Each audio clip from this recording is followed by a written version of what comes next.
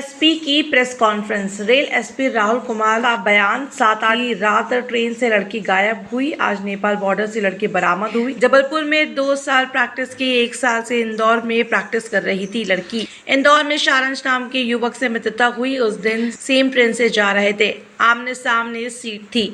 7 तारीख को उसका पटवारी के साथ रिश्ता फिक्स हुआ। परिवार वालों ने कहा पढ़ाई नहीं, अब शादी करनी है। लड़की का पढ़ाई का मूड था। 6 तारीख को ढाबे में बैठकर सारांश और तेजिंदर और लड़की के बीच भागने की बात बनी। फिर ट्रेन से भागने की प्लानिंग हुई। तेजिंदर ड्राइवर था। इसको मालूम था कि कहां पर सीसीटीवी कैमरे नहीं है। नर्मदापुरम में ट्रेन में तेजिंदर ने लड़की को कपड़ा दिया। सारांश प्लेटफॉर्म के बाहर वेट कर रहा था। लड़की सारांश के साथ ही गई थी। इन्होंने ऐसे रास्ते लिए जहां टोल नाका नहीं था। शुजालपुर से निकले। बुरहानपुर से 1-2 दिन बाद हैदराबाद में रहे। फिर जोधपुर में काठमांडू लड़की चली गई। लड़की ने दूसरी सिम निकलवा लिया था। सारांश काठमांडू से वापस आ गया था। खीरी पुलिस की मदद से लड़की को बरामद किया गया। अर्चना ने सब कुछ सोच समझ कर किया था। उस पर किसी भी प्रकार का कोई क्रिमिनल केस नहीं बनता है। कानून कोई भी आपत्तिजनक सेक्शन नहीं बनता है। इनका क्वेश्चन का जवाब दे देता हूँ। फिल्म देख के वैसा कुछ नहीं है। लड़की एडवोकेट है, पहले भी छात्र नेता रह चुकी है, सिविल जज की तैयारी कर रही है। काफी कुछ चीजें उसको पता है। जीआरपी का काम करने का तरीका, डीएफ का काम करने का तरीका, मिसिंग पर्सन का कितना इंपॉर्टेंस होता है, क्राइम का कितना इंपॉर्टेंस होता है, 363 का कितना इंपॉर्टेंस होता है, ये सारी चीजें उसको पता है। तो जो प्लान बना है वो तीनों लोगों ने मिलकर आपस में बना के और उसके बाद में फिर एग्जीक्यूट किया। सर क्या तेजिंदर को कोई पैसे वैसे दिए थे इन लोगों ने मदद करने के लिए? हाँ, ये तेजिंदर का सवाल पहले जो है मैं इसका जवाब दे देता हूँ। तेजिंदर जो है ये सारांश जब इंदौर में रहता था लगभग 2021-22 के बीच में, तो आमने सामने रहते थे। उस टाइम पे इन लोगों का कुछ पैसों का लेन देन हुआ था। तेजिंदर ने काफी लोगों से उधारियां लेके रखी थी, तो उसमें सारांश से लगभग 2 से 2.5 लाख रुपए लिए हुए थे। तो वो जो पैसों का लेन देन था वो उनका चल रहा था। 2.5 लाख रुपए वो दे नहीं रहा था, तो उसी चीज के लिए फिर ये काफी बात होने लग गई। तो ये उसका ड्राइवर बन गया और उसके बाद में फिर उस चीज का कि भाई तुम्हारा जो पैसा दिया उसी में से कुछ निकाल लो। इस तरीके से वो तेजिंदर जो है वो इन्वॉल्व हुआ।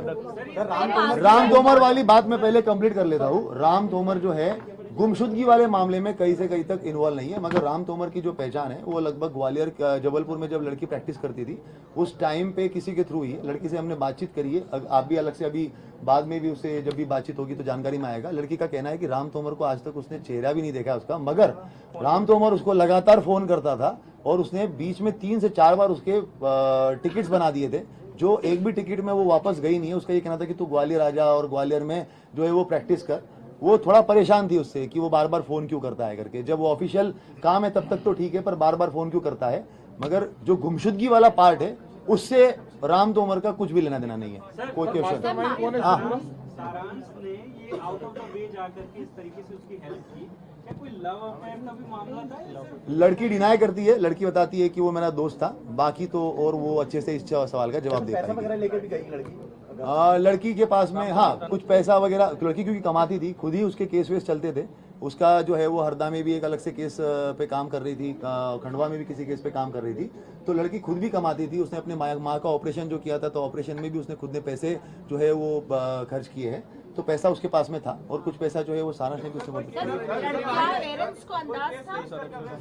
पेरेंट्स को हाँ पेरेंट्स को जो है ये लगातार इनमें जो अगस्त के महीने में जब वो पटवारी का उसके पास में रिश्ता आया था और उसने ना बोला था, तो उस टाइम पे काफी झगड़ा भी हुआ है। मतलब लगातार फोन पे बात भी हुई है। माँ का भी झगड़ा हुआ है। माँ ने भी कहा है कि इसके अंदर जो है वो तुम्हें इस बार शादी करनी पड़ेगी वगैरह वगैरह। जिस तरीके से हर एक फैमिली में होता है कि भाई तुम्हें शादी करनी पड़ेगी, लड़के का कहना है कि नहीं मैं तो अपना लाइफ कोर करिए उसका। डेफिनेटली वो अगर ये सब चीजें इतनी हो रही है और उसके बाद ही 6 तारीख को हुआ है।